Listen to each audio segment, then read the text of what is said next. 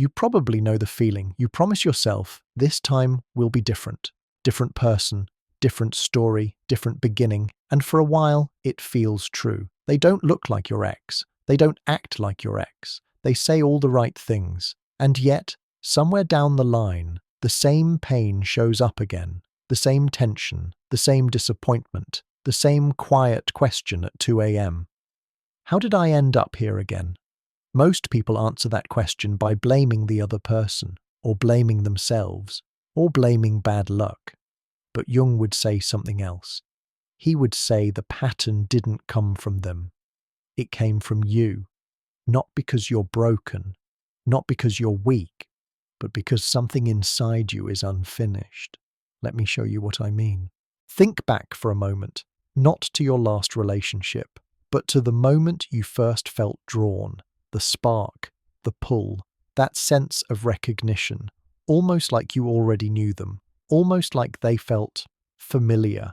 That feeling is important because familiarity is not the same as compatibility. Familiarity often comes from the unconscious, from memory, from old emotional wiring, from parts of you that learned about love long before you had words for it. Jung believed we don't fall in love with people. We fall in love with images, inner images, patterns formed early in life about what love feels like, what closeness costs, what safety requires. And when someone matches that image, your unconscious lights up. Even if your conscious mind says, this isn't good for me, that's how the pattern begins. Let me tell you a story, not a dramatic one, a quiet one. A person who keeps choosing emotionally unavailable partners, not cruel, not abusive, just distant, hard to reach, always slightly elsewhere. At first it feels exciting, mysterious, deep. They don't give everything at once, and that makes the connection feel earned. But over time, the person starts to feel lonely inside the relationship, always reaching, always adjusting, always waiting. Now here's the part most people miss. They think the problem is attraction to unavailable people. But that's not the root. The root is that availability itself feels unsafe, because somewhere early in life, love may have been inconsistent, warm one moment, absent the next. So the nervous system learned something quietly. Love means effort. Love means waiting. Love means earning closeness. And when that belief lives inside you, you don't feel chemistry with calm, present love. You feel chemistry with tension, because tension feels like home. Jung had a word for this. He called it a complex, a cluster of old emotions and beliefs that lives inside you and reacts automatically. When it's activated, you don't choose, you repeat. That's why you can be logical with friends, clear at work, self-aware in every other area of life, and then lose yourself in relationships. It's not because you forget your worth, it's because a younger part of you is suddenly in charge. A part that learned love under pressure. Here's where it gets uncomfortable, but also freeing. The person you're drawn to is rarely the problem. They are the trigger. They activate something unfinished inside you, and your psyche says, maybe this time we'll get a different ending. Maybe this time they'll choose me, stay, see me, love me the way I needed back then. That's not romance, that's repetition.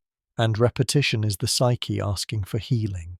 Jung believed the unconscious repeats what hasn't been made conscious. Until you see the pattern, it runs you. Once you see it, you have a choice. But first, you have to stop asking the wrong question. The wrong question is, why do I attract this type? The right question is, what part of me feels familiar here? Because attraction isn't random, it's a memory. Let's slow this down. Most people think repeating patterns means they're doing something wrong. But from a Jungian view, the psyche is actually trying to solve something. Every relationship is an attempt to integrate, to repair, to bring together parts of yourself that were split, strength and softness, desire and safety, closeness and independence. When those opposites never came together early in life, you search for them outside, in people, in chemistry, in intensity.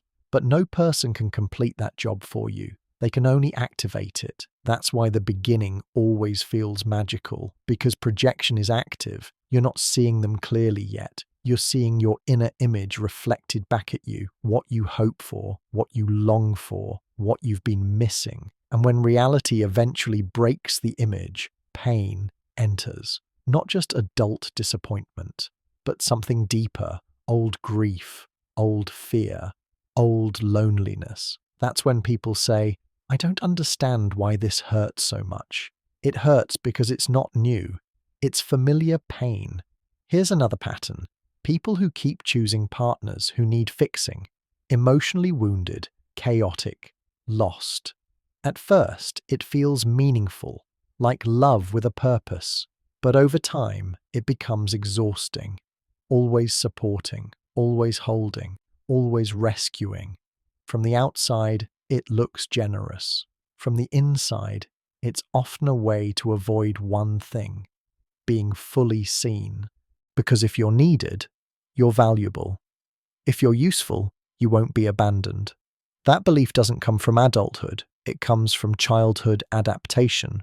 Jung would say the child learned, love requires performance, and the adult keeps reenacting that lesson. Now here's the turning point. Patterns don't change when you pick better people. They change when you relate differently to yourself. That's the hard truth. You don't break the pattern by forcing new behavior. You break it by becoming conscious of what the pattern protects you from. Ask yourself this honestly, not to judge, just to notice. What would happen if you chose someone calm, someone emotionally available, consistent, present? Would you relax, or would you feel bored, anxious, exposed? Many people confuse peace with lack of attraction because chaos was their first language of love.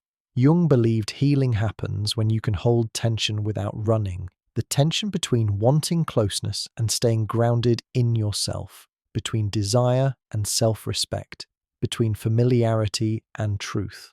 Most patterns repeat because the moment tension rises, we collapse into the old response.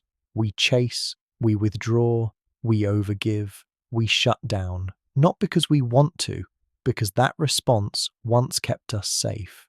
So how do you begin to change this? Not with affirmations, not with dating rules, with awareness. The next time you feel drawn to someone, pause, just for a moment, and ask yourself, what feels familiar here? Not exciting, not intense, familiar. Does it feel like proving, waiting, fixing, chasing? That's not intuition, that's memory. And memory doesn't mean destiny. Here's the most important part. You are not wrong for repeating patterns. Your psyche is intelligent. It repeats until integration happens, until the younger part of you feels seen, protected, and included, not by a partner, by you. When you start showing up for yourself differently, your attraction changes, not because you force it, because the old signal fades. What once felt magnetic starts to feel heavy. What once felt boring starts to feel safe.